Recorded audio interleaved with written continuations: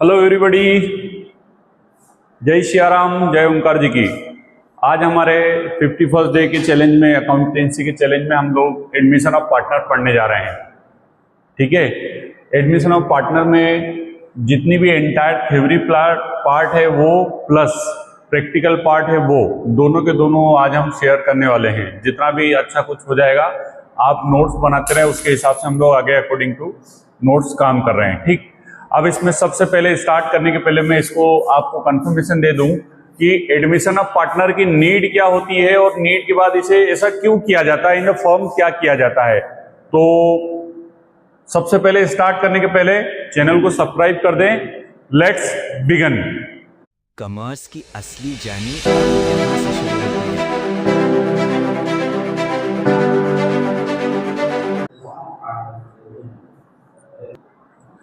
Okay, what do you mean by partnership discuss कर चुके हैं। जब दो व्यक्ति मिलकर कोई बिजनेस या वेंचर स्टार्ट करते हैं उसे पार्टनरशिप बोला जाता है। अब admission of a new partner, सबसे पहले मैं डेफिनेशन की बात कर रहा हूं, आप उसे समझेंगे। बहुत अच्छे तरीके से आपको एक्सप्लेनेशन दे रहा हूं, अच्छे से समझ में आ जाएगा, प्रॉपर नोट्स बनाते रहें। सबसे पहला पार्ट आता है डेफिनेशन का। तो एडमिशन ऑफ पार्टनर्स क्या होता है, तो मीन ऐसा होता है इंक्लूजन, ऐसा बोला जाता है inclusion of a new person into a existing partnership firm. जब कोई व्यक्ति बिजनेस स्टार्ट कर चुका है और बिजनेस चल रहा है बढ़िया, अब इन्हें कुछ और आवश्यकता है, कुछ चीजों की या कुछ पैसों की या कुछ नीड है, और उसके लिए इन्होंने कुछ नए पार्टनर्स को अपने को ऐड करने के लिए बोला है। मतलब पार्टनरशिप फर्म में, एग्जिस्टिंग पार्टनरशिप फर्म में किसी न्यू पर्सन की एंट्री हो रही है, इट मीन्स ये कौन सा काम हो गया, that is admission of partner. Okay, next topic में हमारे पास आ रहा है कि इसे क्या कहना चाहिए, it's take place with the consent of existing partner. ये हमारे बिजनेस में, अकाउंटेंसी में ऐसा बोला जाता है कि यदि ये दो पर्सन एग्री करेंगे कि हाँ तीसरे को एंट्री दी जाए, देन वो एंट्री कर पाएगा, कंसेंट है इसके पीछे, ठीक है ना, नहीं तो वो नहीं कर पाएगा। The new partners acquire a share in the future. OBC बात है, पार्टनर आएगा तो धर्म काम के लिए तो नहीं आएगा, कहीं ना कहीं प्रॉफिट कमाने के लिए ही आएगा। तो जब प्रॉफिट कमाने के लिए आएगा तो फिर ये माना जाएगा कि हाँ ये कुछ न कुछ तो प्रॉफिट लेगा और उसका हिस्सा हमारे फर्म में कैलकुलेट किया जाएगा। तो प्रॉफिट एंड लॉस में उसका जो भी हिस्सा रहेगा वो प्री डिसाइडेड रहेगा एज पर अकॉर्डिंग टू हिज कैपिटल, वो डिसाइड करेगी इसका क्या रेशो रहेगा। ठीक है, नेक्स्ट में आता है why is a new partner admitted. हम नया पार्टनर एडमिट क्यों करते हैं, ये भी क्वेश्चन एग्जाम में ज्यादातर पूछा जाता है। What is the need of new partner admission in a partnership firm, ये भी पूछा जाता है। अब हम इसको क्या करना जा रहे हैं, अब हम इसे करने जा रहे हैं कि इसकी नीड क्या होती है। तो सबसे पहले देखो एक्चुअल में क्या रहता है, कोई बिजनेस चल रहा था और सब कुछ बढ़िया था, लेकिन उसके बाद भी ऐसा रहता है कि दिल मांगे मोर। तो दिल मांगे मोर के लिए पैसा ज्यादा लगता है, तो अब कहाँ से लाएं, तो बोले कि एक काम करो, नए पार्टनर को ऐड करो, वो अपने साथ में कुछ न कुछ तो हिस्सा लेकर आएगा, बस उसी हिस्से से अपना काम चल जाएगा। ठीक है, मान लेते हैं कि 1 करोड़ का बिजनेस था, अब दोनों ने मिलकर उसको स्टार्ट कर दिया था। अब एक नया व्यक्ति आ गया बिजनेस में, तो उसे 1 करोड़ में मान लेते हैं कि 10% की शेयरिंग चाहिए। तो 10% की शेयरिंग के लिए उसे कितनी कैपिटल लाना पड़ेगी, आप समझदार हैं, बस वही कैपिटल की जरूरत यहाँ पर पूरी हो जाएगी। तो कैपिटल भी हो जाएगा, पैसा किसी से मांगना भी नहीं पड़ेगा और काम भी अच्छे से हो जाएगा। एक्सटेंड द बिजनेस, हम बिजनेस को एक्सपांड करने के लिए भी करते हैं, बिजनेस को बढ़ाने के लिए भी पार्टनर्स को ऐड करते हैं। जितने पार्टनर्स रहेंगे उतना ज्यादा एरिया हम कवर कर सकते हैं इनटू द बिजनेस। बिजनेस के ज्यादा से ज्यादा फ्लोर मतलब बढ़ाने के लिए हम लोग इसका उपयोग कर सकते हैं। To obtain technical knowledge and skill, हमारे पास यदि टेक्निकल नॉलेज कम पड़ रहा है तो नए पार्टनर को ऐड कर लो, उसका भी स्किल ऐड हो जाएगा, तो फर्म ऐसे ही ग्रो करने लग जाएगी। Okay, to improve the management efficiency, कभी कभी ऐसा रहता है कि नए पर्सन के आने के चलते वो भी मैनेजमेंट भी इम्प्रूव हो जाता है, उसके लिए भी किया जाता है। Increase the goodwill market and reputation, जब भी हमारे पास कोई नए व्यक्ति जुड़ते हैं, नया मार्केट बढ़ता है, तो वैसे वैसे हमारी गुडविल को ग्रो करने का एक ऑप्शन मिल जाता है। तो दैट इज अनदर केस की, इस कारण से भी हम लोग इसको नया पार्टनर ऐड करते हैं। अब ये आता है कि what do you mean by sacrifice. अब सेक्रीफाइस के लिए मैं आपको मेरी दूसरी वाली सीट पे ले चल रहा हूं ताकि आपको मैं प्रॉपरली एक्सप्लेन कर सकूं।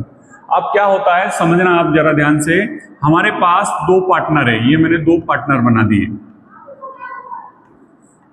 ठीक, ये दो पार्टनर हमने बना दिए हैं। ये बिजनेस पहले से कैरी कर रहे थे, बिजनेस चला रहे थे और दोनों ने मिलकर बिजनेस को किसी को स्टार्ट कर दिया था, है ना, ये हो गया बिजनेस, ठीक। अब इन्होंने किसी एक व्यक्ति को ऐड किया, कोई एक नया व्यक्ति आया उसको ऐड कर लिया, ठीक है ना, नए व्यक्ति को ऐड कर लिया। अब नए व्यक्ति को ऐड किया है, नया व्यक्ति को ऐड करना चाह रहे हैं, ठीक है ना, इन द फर्म। अब क्या होता है, पहले 100 रुपए का मान लेते हैं कि 100 रुपीज का प्रॉफिट होता था। How much? 100। अब 100 रुपीज का प्रॉफिट होता था, इसका जो रेशो था 40 रुपीज था, मतलब 40% का रेशो था, और इसका 60% का रेशो था। मतलब ये प्रॉफिट 40 और 60 के रेशो में पहले बांटते थे। अब ये खिलाड़ी आ गया और इसने बोला कि सर आई नीड 20% एटलीस्ट, मुझे 20% प्रॉफिट चाहिए, मैं उसके लिए आऊंगा। तो जब 20% यदि इसको दे देंगे तो क्या आप भी ये वही बांटेंगे क्या? मान लेते हैं इसने अपने हिस्से से 10% सेक्रीफाइस कर दिया, इसने अपने हिस्से से 10% सेक्रीफाइस कर दिया। इन दैट केस क्या हुआ, ये आप 50% पे रह गया और ये आप कितने पे रह गया, 30% पे, और दोनों ने मिलकर इसको 20% दे दिया, हो गया 100%। इन दैट केस कि ये भी कुछ न कुछ क्या कर रहा है, सेक्रीफाइस कर रहा है, और ये भी कुछ न कुछ क्या कर रहा है, सेक्रीफाइस कर रहा है। तो जब कभी नया पार्टनर इन द फर्म जब एडमिट किया जाता है, on that case old partners हमेशा, लगभग हमेशा ही सेक्रीफाइस करते हैं फ्रॉम द प्रॉफिट, क्योंकि पहले एक हिस्से में से दोनों बांटते थे, अब तीसरे को भी देना पड़ेगा। इन दैट केस की समझ लो कि जो पहले वाले पार्टनर्स थे वो सेक्रीफाइस करेंगे और नया वाला जो पार्टनर आएगा वो क्या करेगा, गेन करेगा, ठीक है। ये दोनों सेक्रीफाइस कर रहे हैं और ये क्या कर रहा है, गेन कर रहा है, मतलब ये बढ़ के प्रॉफिट लेगा। तो ये सेक्रीफाइस वाला पार्ट हो गया, ये गेनिंग वाला पार्ट हो गया। मेरे ख्याल से समझ में आ गया होगा, कोई दिक्कत तो नहीं है। दिक्कत रहे तो बिल्कुल आप मैसेज कर सकते हैं, हम लोग उसको आगे प्रोसीड कर देंगे। तो सेक्रीफाइस रेशो क्या होता है, तो old ratio, old partners give up a part of their profit of sharing. मैंने अभी जस्ट वही बताया कि जो पुराना रेशो रहता है उसके हिसाब से पहले बांटते हैं, जब नया पार्टनर आया तो उस ओल्ड रेशो में से नए वाले पार्टनर्स को रेशो देना पड़ेगा in favour of new partner, बिल्कुल नए पार्टनर के फेवर में देना पड़ेगा। अब वो व्यक्ति आएगा, अपने साथ में दो चीजें लेकर आता है। जब कोई व्यक्ति आता है एज अ पार्टनर, कोई आ रहा है तो दो चीजें लेकर आता है। सबसे पहले वो क्या लेकर आता है, आपको मैं और अच्छे से क्लियर कर देता हूं। ये व्यक्ति जब आएगा ना तो अपने साथ दो चीजें लेकर आएगा। अब वो दो चीजें कौन सी लेकर आएगा समझना। सबसे पहले वो आएगा तो अपने साथ क्या लेकर आएगा, कैपिटल, जो उसका हिस्सा है उस हिस्से के अकॉर्डिंग वो कैपिटल लेकर आएगा। और दूसरा क्या लेकर आएगा, one of the most, goodwill. ये गुडविल लेकर आएगा और कैपिटल लेकर आएगा, अपने हिस्से की गुडविल और अपने हिस्से की कैपिटल, और फर्म के लिए गुडविल लेकर आएगा। तो गुडविल देखो ऐसा है कि जो जितना सेक्रीफाइस करेगा उसे उतना हिस्सा उस गुडविल मिलेगा। क्यों मिलेगा, क्योंकि इतना बड़ा बिजनेस का स्ट्रक्चर आज इन्होंने स्टार्ट किया है और इतना लेकर आए हैं, तो इन्होंने बहुत मेहनत की है। तो जिसने मेहनत की है वो गुडविल का हिस्सा नए पार्टनर से लेगा। अब इसको कौन सा मेहनत करना पड़ रही है, ये तो रनिंग बिजनेस में आया है। तो रनिंग बिजनेस में आया तो उसको कैपिटल के साथ में एक चीज और देना पड़ेगी जिसका नाम होता है गुडविल। तो सेक्रीफाइस में ऐसा बोला जाता है। इसमें बहुत इजी कॉन्सेप्ट है, ज्यादा मतलब ओरल काम नहीं है, प्रैक्टिकल वर्क है पूरा शानदार। सेक्रीफाइस रेशो क्या होता है, तो देखो ऐसा रहता है कि पुराने रेशो में से नया वाला रेशो माइनस कर दो तो क्या हो जाता है, सेक्रीफाइस। जस्ट इसका उल्टा भी कर दो कि नए रेशो में से पुराना कर दो तो गेनिंग रेशो भी निकल जाता है, बाद में डिस्कस करेंगे। It is used for goodwill, goodwill के लिए यूज किया जाता है ताकि हम क्या एडजस्टमेंट उसके कर सके, ठीक। The new partners compensate the sacrifice partner for the profit sharing ratio for sharing them. ऐसा बोलना चाह रहे हैं कि जब कभी पुराना पार्टनर नए फर्म में आता है, नई फर्म में आता है, मतलब फर्म में जुड़ रहा है नया पार्टनर, तो एज अ कंपनसिएट गुडविल का पार्ट पुराने पार्टनर्स के लिए देता है। क्यों, क्योंकि आपने स्ट्रक्चर को इतना बनाया है, कंप्लीट किया है, तो इन दैट केस कि भाई आपने जो गुडविल कमाई है उसका पैसा मैं आपको दे रहा हूं, क्योंकि मैं डायरेक्ट बिजनेस में इन्वॉल्व हो रहा हूं। मोस्ट इंपोर्टेंट इसमें दी है सीबीएसई या एमपी बोर्ड के कंटेंट के लिए, तो no goodwill adjust without sacrificing ratio, goodwill बिना सेक्रीफाइस रेशो के एडजस्ट नहीं की जाती है, ये बात ध्यान रहे। नेक्स्ट में हमारे पास आता है, नेक्स्ट टॉपिक में हमारे पास आता है एडमिशन ऑफ पार्टनर में गुडविल का ट्रीटमेंट। अब सर ये गुडविल का ट्रीटमेंट क्या होता है, सर हमें ये भी बता दो। पहली बात तो गुडविल मैंने आपको बता दिया है, गुडविल इक्वल टू रेपुटेशन, हमने प्रीवियस चैप्टर पढ़ा है और प्रैक्टिकल भी हमने देखे हैं, अपलोड कर चुके हैं 6 और 7 डे में। तो इसमें आपने देखा होगा कि गुडविल का ट्रीटमेंट कैसे किया जाता है, मैं आपको पहले भी बता चुका हूं और बता देता हूं। एज पर अकाउंटिंग स्टैंडर्ड 10 और 26 दो गुडविल के ट्रीटमेंट के लिए स्टैंडर्ड दिए गए हैं। इन दो स्टैंडर्ड से ही पार्टनर्स के गुडविल का ट्रीटमेंट किया जाता है। First of all, if any partners come into the firm, कोई पार्टनर्स फर्म में आ रहा है, इन that case he will bring the sufficient capital and sufficient goodwill for the business. दो पार्ट हो गए। इन केस वो नहीं ला पा रहा है, इन दैट केस कि वो सफिशिएंट कैपिटल नहीं ला पा रहा है या गुडविल नहीं ला पा रहा है, इन दैट केस उसके नाम के अकाउंट में डेबिट किया जाएगा और ओल्ड पार्टनर्स को क्रेडिट किया जाएगा कि हम ये मानेंगे कि तेरे से ले लिया है, तेरे खाते में लिख दिया है, जब बिजनेस जो भी कुछ करेगा तब हम एडजस्ट कर लेंगे। तो गुडविल का ट्रीटमेंट अकाउंटिंग स्टैंडर्ड 10 के अकॉर्डिंग किया जाता है। तो उस 10 के अकाउंटिंग जो भी सिस्टम रहता है उसे हम अभी कंटिन्यू करते हैं। अब इसमें देखो, इसमें क्या रहता है, at the time of admission of goodwill, जब भी कभी एडमिशन होता है पार्टनर्स का, तो गुडविल में भी adjust in any one of the following ways, इन सब के अलावा कोई एक कारण है दिया है, उनमें किसी में एडजस्ट होगी। 3-4 कारण दे के रखे हैं। सबसे पहला कारण ये दिया है, उसने ऐसा बोला है, he will bring brought case, goodwill brought by case, यदि वो उसके हिस्से की गुडविल किस में लेकर आए, नगद नारायण में लेकर आए, इन दैट केस उसे ओल्ड पार्टनर्स बांट लेंगे according to the sacrifice ratio, कोई डाउट नहीं। Next, goodwill brought through the capital account, हो सकता है वो अपने कैपिटल अकाउंट से एडजस्ट करें। नेक्स्ट कंडीशन हो गई। हिडन गुडविल, वो कैपिटल में ही ज्यादा पैसा लेकर आए हैं, तो फिर उस कंडीशन में क्या करेंगे, तो उस कंडीशन में गुडविल एडजस्ट कर लेंगे, कितनी गुडविल बन रही है उसके अकाउंट में पुट कर देंगे।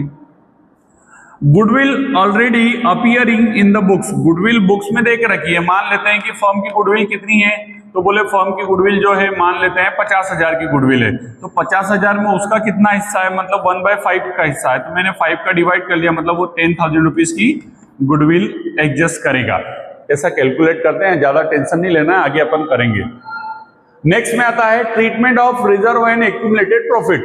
रिजर्व क्या होता है, रिजर्व इज अ गुल्लक। देखो ऐसा है कि यदि आज आप इसे अच्छे से ध्यान से सुन ले, नोट कर ले, क्योंकि आपको बाद में ये डाउट नहीं होना चाहिए कि सर ऐसा क्यों किया गया। ठीक है, आपको मैं बताने जा रहा हूं, सुने ध्यान से। Treatment of reserve and accumulated profit, पहले तो रिजर्व की बात कर रहा हूं, समझना। रिजर्व एक प्रकार से क्या बोलना चाहिए, गुल्लक है, गुल्लक। एक गुल्लक आपके पास रखा हुआ है, आपने उसमें पैसे बिल्कुल डाल के रखे हुए हैं, एकदम लबालब भरा हुआ है टाइप से। अब उस गुल्लक में बहुत सारा पैसा है, फॉर्म में थे जब आपने करा था, ठीक है, पार्टनर्स ने किया था पूरा काम।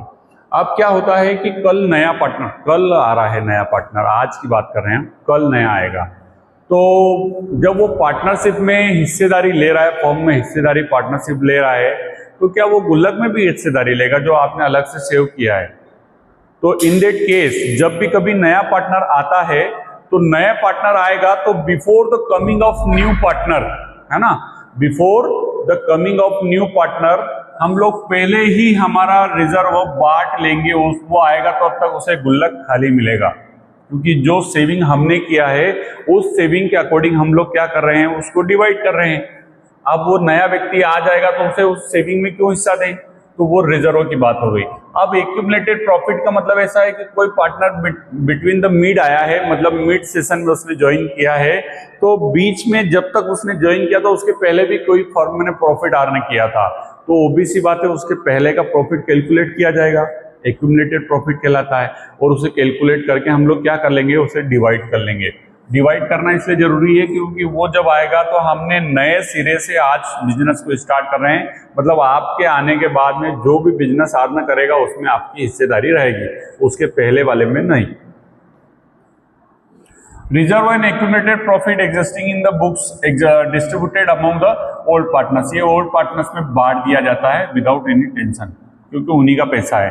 क्या क्या बांटते हैं, तो एक जनरल रिजर्व बांट दिया, प्रॉफिट एंड लॉस बांट दिया, जो भी करना है ना, कोई कंपनसेशन फंड है, रिजर्व है, उसको बांट दिया जाता है। और ये ओल्ड पार्टनर्स अपने ओल्ड रेशो में, कौन से रेशो में, ओल्ड रेशो में ही डिस्ट्रीब्यूट किया जाता है।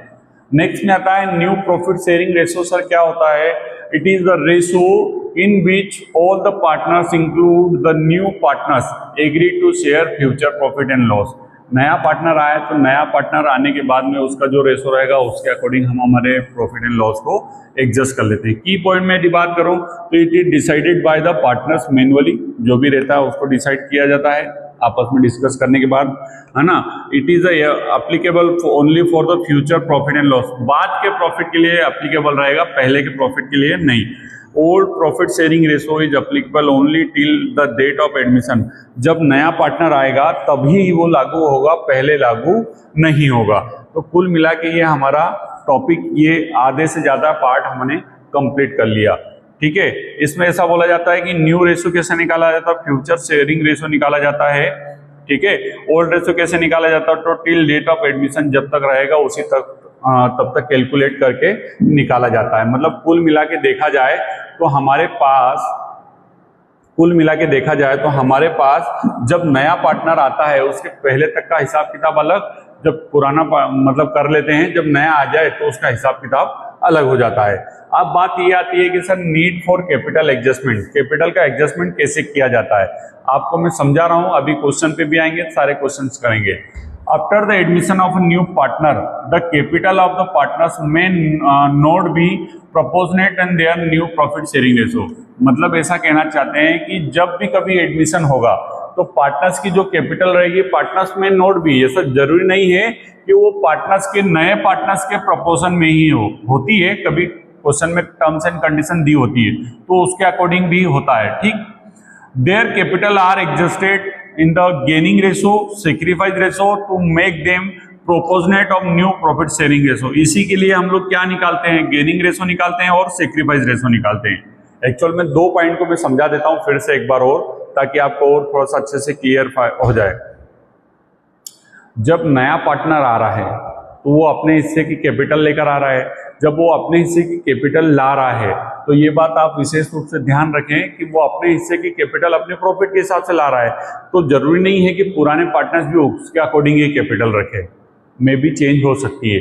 यदि क्वेश्चन में कुछ अप्लीकेबल हो तो हम चेंज करेंगे, नहीं तो उसी को आगे बढ़ा के नए रेशो के अकॉर्डिंग हम कर देंगे, ठीक है ना। कैपिटल एडजस्टेड इंश्योर करना है quality among the partners according to their profit, new profit sharing ratio. Capital का एडजस्टमेंट भी हो जाता है यदि क्वेश्चन में मेंशन होता है तो। अब rights of a newly partner admitted firm, जब नया पार्टनर फर्म में एडमिट होता है तो उसके क्या क्या राइट्स होता है, तो ऑब्वियस सी बात है वो काहे के लिए आ रहा है, तो प्रॉफिट के लिए आ रहा है, तो उसे प्रॉफिट में अपना शेयर दिया जाएगा, कोई बात नहीं। Rights to inspect the books of account, जब मालिक है तो बुक्स ऑफ अकाउंट भी तो चेक कर सकता है कि नहीं कर सकता, आराम से कर सकता है। तो ऑन दैट केस कि मालिक को सारे राइट्स होते हैं इन द फर्म, तो नया पार्टनर भी मालिक बन जाता है तो उसके पास सारे राइट्स होंगे, ठीक है। आई होप कि ये थ्योरी पार्ट आपको बहुत अच्छे से समझ में आ गया होगा, और आपको आगे जब प्रैक्टिकल की बारी आएगी तो प्रैक्टिकल भी समझाने में मुझे कोई दिक्कत नहीं आएगी। नेक्स्ट डे का जो वीडियो रहेगा, आज जैसे 9 डे है, तो 9 डे के बाद के जितने भी वीडियोस रहेंगे प्रैक्टिकल फॉर्म में चलेंगे, तो आप प्लीज नोट्स बनाते रहें और अच्छे से नोट्स बनाने के बाद प्रैक्टिकल क्लासेस भी अटेंड करें, ताकि आपका जो सारा डाउट्स है वो प्रैक्टिकल में क्लियर हो जाए। 10 डे में हम जब मिलेंगे तो हम प्रैक्टिकल के साथ मिलेंगे। Till then thank you very much. Channel को सब्सक्राइब करते रहें, कोई भी दिक्कत है कमेंट्स करें, I will solve your problem easily whenever I will free, ठीक। Thank you very much.